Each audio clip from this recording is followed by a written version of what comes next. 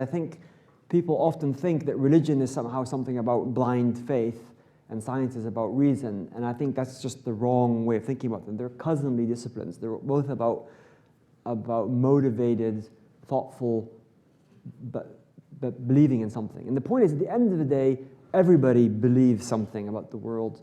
Everybody has a set of ideas about how they are. Everybody's a philosopher and everybody's a theologian.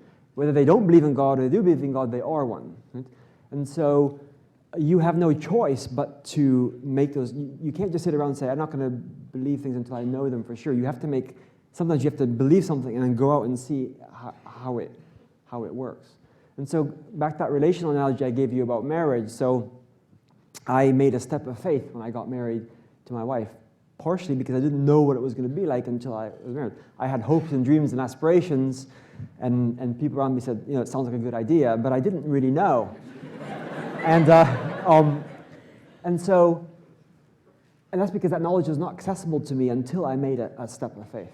And a lot of what a Christian would say is, a lot of our knowledge about God or our experience about God is not accessible to us until we've made a commitment of some kind to God. So I can look on the outside and think about it, just like in a marriage. I can look at the other person and think, that person's going to be good. But there's knowledge I will not ever, it's evidence I'll never have until I make a kind of step of faith.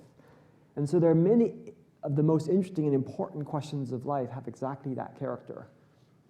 And so the idea that I should be skeptical of everything until I see evidence for it is not a healthy way of living for all these more important questions of life. You need to take a step and move forward. Otherwise, you're always sitting there waiting and looking, and you'll never get anywhere.